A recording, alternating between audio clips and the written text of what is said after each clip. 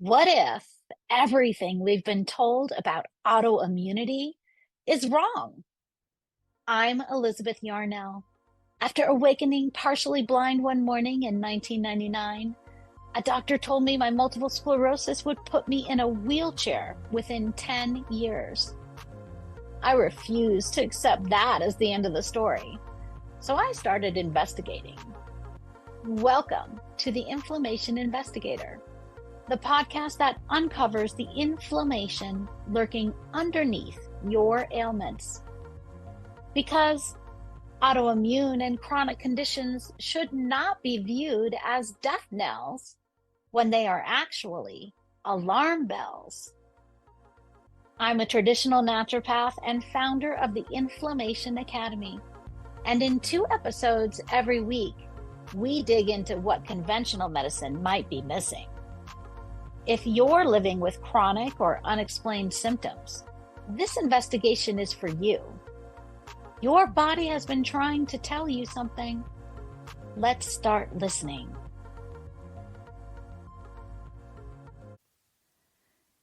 In the last episode, we talked about the limoncello incident. This is famous in my life for teaching me new ways to look for hidden triggers that are causing inflammation in my body. Today, we're going to talk a little bit about mindset. And don't forget, I will be reading. Mindset is key. Here's the truth. Only you can choose to reclaim your health. What are you getting out of being afflicted? Are you excused from tasks, jobs, or appearances? Are you catered to because you can't or because you won't take care of yourself? Are you marinating in lowered expectations? Be honest with yourself, if not with anyone else. If it means more accountability, more responsibility, and more adulting, do you truly want to feel better? Do you want more independence and less dependence on others? No shade here. You have to want to feel better, to save yourself, and not everyone does. Some people are content to wallow in pain and depression without exploring any pathways out of their morass. I feel badly for them that they are stuck in a bad place, but I can't save them. I can only save myself, and then share what I learned in the process and hope to inspire others to save themselves too. Staying out of a wheelchair has been a driving motivation for me ever since I was diagnosed with MS. Not to be discriminatory, but I think about that wheelchair every time I reach for something to eat, select a personal care product to put on my body, or purchase a product to clean my house. I even have a wheelchair charm from my charm bracelet. I think about the wheelchair because it reminds me of the consequences of each and every choice and how dire they could be for my future. Most people eat dozens, if not hundreds, of individual ingredients every day, and identifying which among the many might be triggering inflammation can indeed be challenging. But by making the effort, hypersensitive people like those who have MS or other chronic conditions can gain some control over how they feel. It's worth doing the detective work, for if we can identify those triggers of inflammation, we can consciously act to reduce our exposure in the same manner that celiac sufferers make it a life choice to actively avoid gluten. Rather than trying to relieve symptoms that already exist, shouldn't the goal be to prevent the symptoms from appearing in the first place?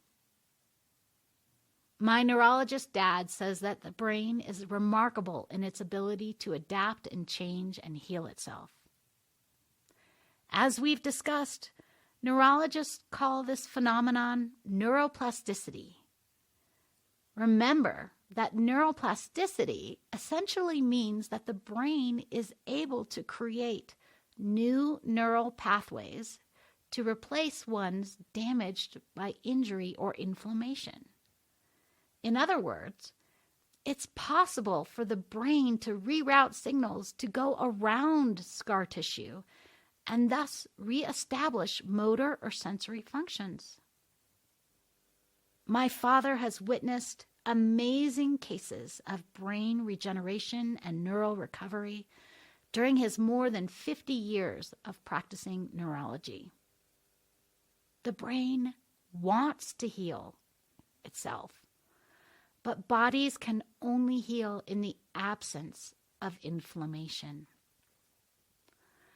Alas, it is easy to thwart the body's efforts to heal itself by not paying attention to what we, as hypersensitive people, put into our bodies. But it is not that difficult to start creating a life solution that will work with the body rather than against it. It will take some effort. No one is saying these efforts will be easy. But remember that wheelchair?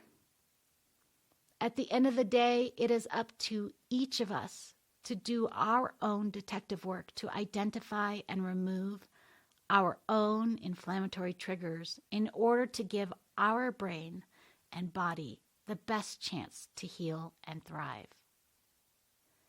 When I work with people in my clinic and online community, the Inflammation Academy, one of the first things I do is I ask them to explain their motivation for wanting to change. Sometimes it's avoiding the wheelchair, as it is for me.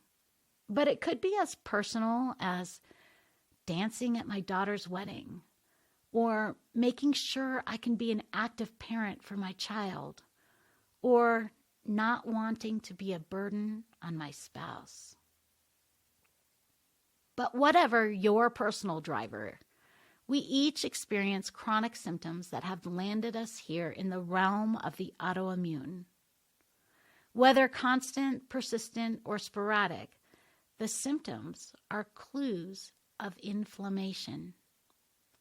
While it will take some sleuthing to determine the exact triggers causing our symptoms, the first action step is to start reading labels.